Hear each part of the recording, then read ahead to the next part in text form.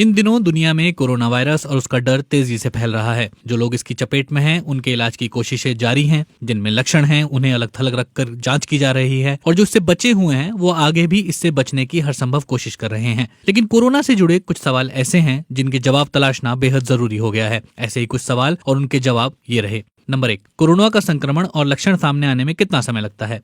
वैज्ञानिकों की माने तो कोरोना वायरस से संक्रमित होने के बाद इसके लक्षण सामने आने में 5 दिनों का समय लगता है, लेकिन कुछ लोगों में इसके लक्षण दिखने में इससे ज्यादा वक्त भी लग सकता है। WHO के मुताबिक कोरोना से संक्रमित व्यक्ति के लक्षण 14 दिनों तक रहते हैं, लेकिन कुछ रिसर्चर्स का कहना है कि ये लक्षण 24 दिनों तक भी रह सकते हैं। इंक्यूबेशन पीरियड या बीमारी के सामने आने में लगने वाले समय को जानना और समझना जरूरी है। इससे डॉक्टरों और स्वास्थ्य विभाग को ज्यादा बेहतर और प्रभावी तरीके से इस वायरस से लड़ने के तरीके ढूंढने में मदद मिल सकती है। नंबर 2, क्या ठीक होने के बाद दोबारा संक्रमित होने का खतरा नहीं है?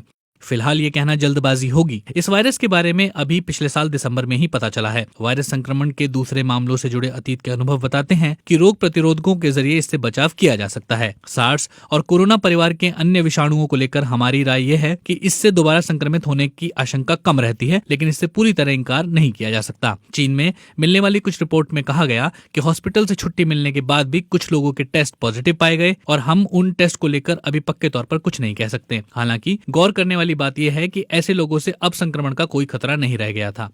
नंबर 3, फ्लू और कोरोना वायरस में क्या अंतर है? कोरोना वायरस और फ्लू यानी बुखार और संक्रामक जुकाम के कई लक्षण एक जैसे हैं। बिना मेडिकल टेस्ट के इन दोनों के बीच में अंतर कर पाना बेहद मुश्किल है। कोरोना वायरस के प्रमुख लक्षण बुखार और सर्दी ही हैं। फ्लू में अक्सर दूसरे लक्षण भी दिखाई देते हैं, जैसे गले में दर्द वगैरह वगैरह, लेकिन कोरोना वायरस से संक्रमित व्यक्ति को सांस की तकलीफ की शिकायत जरूर रहती है। नंबर 4, खुद को एकांत में कैसे रखें? सेल्फ आइसोलेशन यानी खुद को एकांत में रखने का मतलब है 14 दिनों तक घर में रहना, काम पर न जाना, स्कूल या किसी अन्य सार्वजनिक जगह पर न जाना और सार्वजनिक परिवहन और टैक्सी से दूर रहना। आपको घर के भीतर भी खुद को परिवार के दूसरे लोगों से अलग रखना होता है। अगर आपको घर के किसी सामान की जरूरत है या कोई दवा चाहिए या फिर शॉपिंग करनी है तो दूसरों की मदद लें। दरवाजे पर डिलीवरी हो सकती है, लेकिन आप किसी को घर आने के लिए ना कहें। आपको अपने पालतू पशुओं से भी दूर रहना चाहिए, लेकिन अगर ये मुमकिन ना हो तो उन्हें छूने से पहले और बाद में ठीक से हाथ जरूर साफ करें। नंबर 5, अस्थमा मरीजों के लिए कोरोना वायरस कितना खतरनाक है? हमारे श्वसन तंत्र यानी हमारी सांस लेने की प्रणाली में किसी भी तरह का संक्रमण, चाहे वो कोरोना वायरस ही क्यों ना हो, अस्थमा की तकलीफ बढ़ा सकता है। कोरोना वायरस को लेकर चिंतित अस्थमा के मरीज कुछ एहतियाती कदम उठा सकते हैं। इसमें डॉक्टर द्वारा सुझाए गए इनहेलर का इस्तेमाल भी शामिल है। इससे कोरोना या किसी और वायरस की वजह से अस्थमा के दौरे पड़ने का खतरा कम होता है। नंबर 6, क्या फोन से भी कोरोना वायरस का संक्रमण हो सकता है? माना जाता है कि कोरोना वायरस का संक्रमण छींकने या खांसने से एक व्यक्ति से दूसरे व्यक्ति में पहुंच जाता है, लेकिन जानकारों का कहना है कि ये वायरस किसी सतह पर भी अस्तित्व में रह सकता है और वो भी कई दिनों तक। इसलिए ये अहम हो जाता है कि आपका फोन चाहे घर पर हो या दफ्तर में हो, पूरी तरह से बार बार साफ किया जाए। सभी प्रमुख फोन बनाने वाली कंपनियां मोबाइल फोन को अल्कोहल से, हैंड सैनिटाइजर से या स्टरलाइजिंग वाइप से साफ करने को लेकर आगाह करती हैं, क्योंकि इससे फोन की कोटिंग को नुकसान होने का खतरा भी रहता है। इस कोटिंग लेयर को नुकसान पहुंचने से कीटाणुओं के लिए मोबाइल फोन में फंसे रहना आसान हो जाता है। आजकल जो मोबाइल फोन आते हैं उनके बारे में कहा जाता है कि वो वाटर रेजिस्टेंस होते हैं, यानी पानी से उनको खतरा कम रहता है। अगर ऐसा है तो आप फोन को साबुन या पानी या फिर पेपर टॉवल से साफ कर सकते हैं, लेकिन ऐसा करने से पहले जरूर जांच लें कि आपका फोन पानी से बचाव के लिए तैयार है या नहीं। नंबर 7, क्या दरवाजे का हैंडल भी कोरोना वायरस फैला सकता है? अगर कोई संक्रमित व्यक्ति छींकते वक्त मुंह पर हाथ रखता है और फिर उसी हाथ से वो किसी चीज को छूता है तो वो सतह विषाणु युक्त हो जाती है। दरवाजे के हैंडल ऐसी सतहों के अच्छे उदाहरण हैं जिससे दूसरे लोगों को संक्रमण का खतरा हो सकता है। विशेषज्ञों का कहना है कि कोरोना वायरस किसी सतह पर भी अस्तित्व में रह सकता है और वो भी कई दिनों तक। इसलिए सबसे अच्छा यही है कि आप अपने हाथ नियमित रूप से धोते रहें ताकि संक्रमण का खतरा कम हो और कोरोना वायरस को फैलने से रोका जा सके। नंबर 8, स्विमिंग पूल में तैरना कितना सुरक्षित?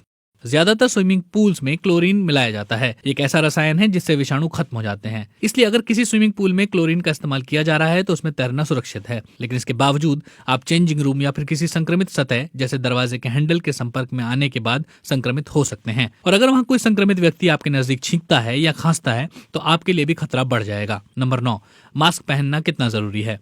हालांकि डॉक्टर लोग हमेशा ही मास्क पहने हुए दिखते हैं, लेकिन इस बात के प्रमाण कम ही मिलते हैं कि आम लोगों के मास्क पहनने से चीजें बदल सकती हैं। ब्रिटेन के स्वास्थ्य विभाग का कहना है कि कोरोना वायरस के संक्रमण से बचाव के लिए वो मास्क पहनने की सिफारिश नहीं करता। पब्लिक हेल्थ इंग्लैंड का कहना है कि हॉस्पिटल के माहौल के बाहर मास्क पहनने से किसी व्यापक फायदे के प्रमाण ज्यादा नहीं मिलते। विशेषज्ञों की राय में साफ सफाई जैसे कि नियमित रूप से हाथ धोना ज्यादा असरदार होगा। नंबर 10, बच्चों के लिए कितना खतरा है। चीन से मिल रहे आंकड़ों के अनुसार बच्चे तुलनात्मक रूप से कोरोना संक्रमण से बचे हुए हैं। हालांकि जिन बच्चों को फेफड़े की बीमारी या फिर अस्थमा है, उन्हें ज्यादा सावधान रहने की जरूरत है, क्योंकि ऐसे मामलों में कोरोना वायरस हमला कर सकता है। ज्यादातर बच्चों के लिए ये श्वसन संबंधी सामान्य संक्रमण की तरह है और इसमें खतरे जैसी कोई खास बात नहीं है। वायरस को फैलने से रोकने के लिए सरकारों और प्रशासन के पास स्कूल बंद करने का अधिकार होता है। अगर वो चाहे तो ऐसा कर सकता है। भारत के कई शहरों में ऐसा हो भी रहा है। नंबर 11, संक्रमित व्यक्ति के हाथ का बना खाना कितना नुकसानदायक। संक्रमित व्यक्ति ने खाना बनाते समय अगर साफ सफाई का ठीक से ख्याल ना रखा हो तो इससे कोरोना वायरस के फैलने का खतरा रहता है। छींकने या खांसने से